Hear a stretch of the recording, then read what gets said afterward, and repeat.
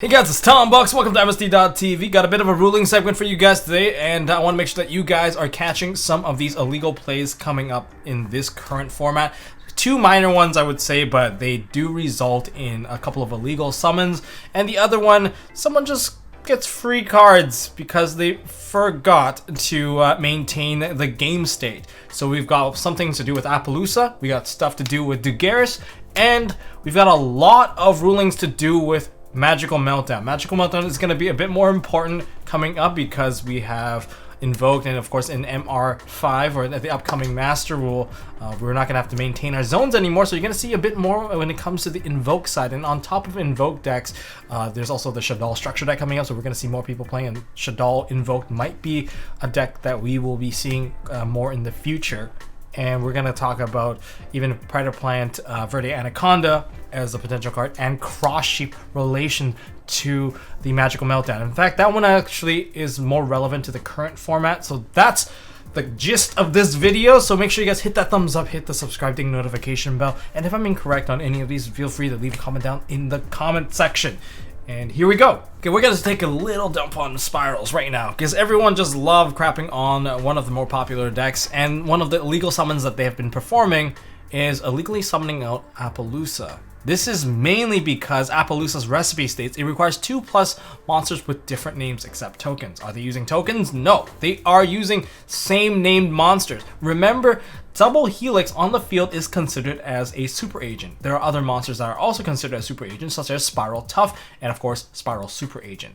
And people, when they're trying to make larger Apollousas, they use their rescue, revive one of their double helixes out, and then they use their effect, and then they bring up additional monsters, and then they go into an Apollousa using a tough, a super agent, and a double helix. And the problem here is every single monster on the field at that very moment, they're all considered as super agent, and that's an illegal summon. And that's something that you guys will have to catch. Typically, yes, people will make Apollousa with 2 material using a double helix, which would be considered the super agent, and then the barricade Borg blocker. But in this case, because they got a free larger Apollousa, it became a bigger problem to some people, depending on how they execute their combo. But this is something that you guys will have to catch. So make sure you guys catch people performing illegal summons on the Apollousa. Make sure they're not using tokens, and making sure that the monsters have different names. All right, that's it. Catch that one. You won't have to deal with a larger Apollousa. Number 2 most common illegal play currently so far is actually coming from Dugares, and this is a very sharkable one, and I want to bring this to the forefront for you guys because I want no one to get sharked. I don't want someone getting game losses. Warnings from Dugares because they failed to maintain game state. Maintaining game state is up to both players, so I hope you guys try to help each other out and avoid sharking each other, and maintain good sportsmanship because that's what Yu-Gi-Oh! Is about. But some people will try to shark you on this, so keep in mind. Dugares the Timeless, number 60, has a lot of phase skipping, but to go over its card effects, if you detach 2 materials from this card, you can activate one of the following effects. You can skip your next draw phase, and that's like the first part that it states, skipping the phase. Also, draw 2 cards, then discard 1 card. You can skip your next main phase 1 to special summon out 1 monster from your graveyard in defense position. You can also skip your next battle phase of the next turn and double the attack of 1 monster you control until the end of the turn. Now these are very popular effects, and Luna Lights love to unbrick their hands with the draw phase skipping to draw 2 cards and discard 1 because they synergize with the graveyard and they get to draw cards. Really good stuff for them. And for spirals, they can revive Master Plan if they have 2 level 4s. That's one of their options, and they can really push forward to build the entire combo in the end anyway, which is a very big deal for them, but they have to skip their main phase 1 to do so. And for anyone with multi-attacker like dinosaurs, if they're playing dinos, they can go into Ultimate Conductor Tyranno and double the attack, and it actually becomes super scary because you're dealing with a 7k beater that can hit everything once.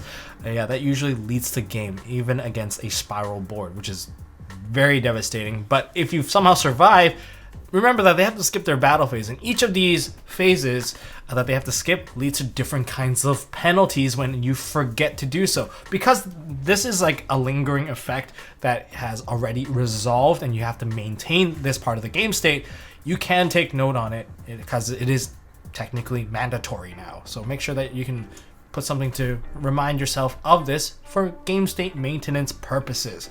It is not an illegal note taking because this is mandatory. Mandatory things, maintaining game state, please do so.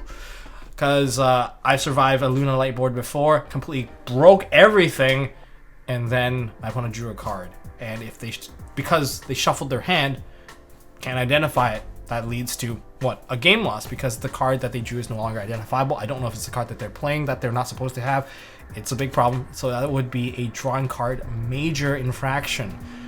And I think even the other player, like myself, if I didn't catch it, then I potentially would also be not maintaining the game state as well, which is also a big problem, which might be even a procedural error.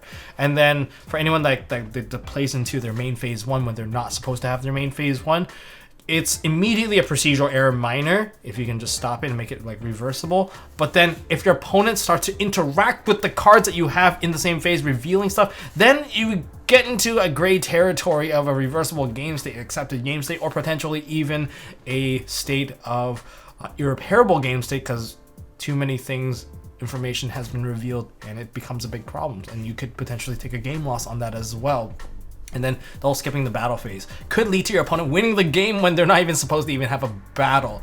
I think that's a bigger problem to some people, but that's why you have to maintain the game state for Dugares, and it's very common, especially with a lot of popular decks using Dugares right now, just to kind of push forward whatever that they are doing. And he's a really good card to unbrick your hands, really good card to extend your play, so keep that in mind, and hopefully everyone plays fair with this card. Alright guys, don't get sharked. The rest of this video, we're going to be talking about Magical Meltdown and breaking down the rulings and interaction with various cards. Of course, Invoked is going to be a lot more popular in the upcoming Master Rule, and we've got the Shaddoll structure deck coming out, and we could be seeing some Shaddoll Invoked, which would relate to some of the rulings that we're going to talk about today, especially ones with Ash Blossom and Hope Harbinger. Then there's also Cross Sheep's interaction that has already occurred, and in the future there's going to be interaction with Verdict Anaconda, and I want to break down each of these chunks with you guys today right now so that we're playing on a level playing field. But let's go into the card text of Magical Meltdown, and we're going to read it and also break it down just so that's easier for us to understand, because people are mixing it up a little. So the continuous like effect states that the activation of your cards and effects that include an effect that fusion summons a fusion monster cannot be negated. Also, your opponent's cards and effects cannot be activated when a monster is fusion summoned this way. That particular line can be broken down into these chunks: the activation of your cards and the activation of effects that include an effect that fusion summons a fusion monster cannot be negated. It's specifically talking about the activation itself that cannot be negated. The effects during resolution technically still can get negated, and this somewhat relates directly to Ash Blossom, Joy of Spring, and Hope Harbinger, number 38. Why does this matter? Well, it can prevent the activations of Solemn Judgment, because Solemn Judgment would negate the activation of your spell card. Solemn Warning would negate the activation of your spell card. Those cards, they cannot activate. In other words, that's not an available response. But Hope Harbinger can technically activate, as Hope Harbinger does not negate the activation of your cards. It only negates the effect and absorbs your card as its own material. Same with Ash Blossom, Joy of Spring. Although technically if you're using Invocation, it doesn't really matter, but if you're using stuff like Shaddoll Fusion, while you have a face-up copy of Magical Meltdown, you can technically use Ash Blossom to negate the effect of your Shaddoll Fusion, because it would potentially send a card to the graveyard. And since Ash Blossom, Joy of Spring does not negate the activation, rather Ash Blossom would negate the effect of the card, so it's fine, and it will be able to interact, and it is one of the legal activations that you have against that Shaddoll Fusion while you have a Magical Meltdown face up. Some people don't like hearing about it because they like to kind of skew the wording a little. I kind of wish the wording was a little bit easier for people to kind of understand, but it is what it is. Just remember, it can negate the effects of cards, but not the activation. But now we're going to go into the second part, which is also your opponent's cards and effects cannot activate when a monster is fusion summoned this way. We're going to tie this in with Cross Sheep. So this is a specific timing which, in response to, your opponent cannot activate anything. So if you have Cross Sheep on the field and you fusion summon into one of those zones, Cross Sheep can activate and special summon out one of your level 4 monsters out of your graveyard. and your opponent will not be able to interact with that cross sheep, as the timing at this very moment is still in response to the fusion summon. And since, well, your opponent's cards and effects cannot activate when a monster is fusion summoned this way, we're still at that point that the monster is fusion summoned this way, because that's the timing which cross sheep would trigger, and therefore there is no timing for you to interact, so you cannot disrupt the cross sheep from reviving a card.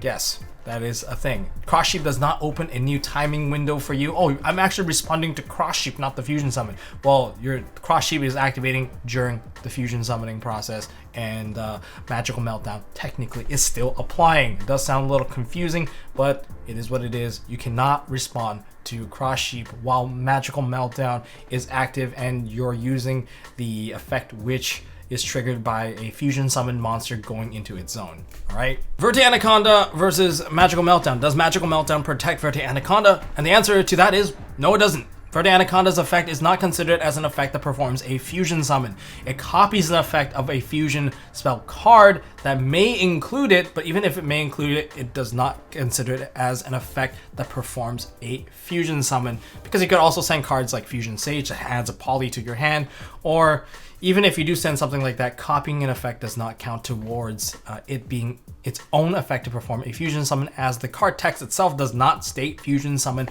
altogether. So in general, just consider it as no. But does that mean that Magical Meltdown would protect the monster that gets fusion summoned out through the effect of copying from Verte Anaconda? And to my knowledge, right now, I would say no, because of the way that Magical Meltdown is worded. Magical Meltdown states that the activation of your cards and effects that include an effect that fusion summons a fusion monster cannot be negated, but Verte Anaconda is not considered as one of those cards, and with that in mind, it has the also conjunction, which means, you know, the two doesn't have to be correlated, because you can have A or B happen at the same time with that conjunction. Your opponent's cards and effects cannot activate when a monster is fusion summoned this way, and because of the word of this way, you didn't get the first part. In other words, you don't meet that first condition, therefore you also don't meet that second part, because it's not fusion summoned this way, as in it's not fusion summoned through an effect that would perform a fusion summon of a fusion monster. Sounds really complicated. It's really not that complicated. Just say no, this card does not give you any protection. But of course, I'm open for correction as well, so if you guys think it's not correct, go ahead, leave your arguments down in the comment section. I would love to hear what judges have to think about that. And that's it for this particular ruling video, kind of rundown of Magical Meltdown. I feel like it's actually going to be more important in the near future. Like the Mech Knight Invoke decks are still doing pretty well, so it's stuff to keep in mind. And if you're playing Rockets, you can easily make Hope Harbinger to kind of just suck up some of their spells. It sounds really fun. It is very fun. And that's all I got for this video. If you guys enjoyed this ruling video, you learned a thing or two, hit that thumbs up button. If you guys want to see more stuff from MST.TV, hit the subscribe, ding the notification bell. I'm trying to work on decks right now. I've almost got my entire collection of cards. I've been breaking down all my extra decks, like the, not extra deck, but like all my extra other decks I don't work on back into my collection, like right here. These are all like labeled and stuff. These are like all foils. Yeah, I'm sorting it all out, and stay tuned for some of the upcoming deck profiles that we have on MST.TV. Got some live games, and I think I'm working on an ultimate counter guide for the coming, well, for this current format. So stay tuned, and I'll see you guys in the next one.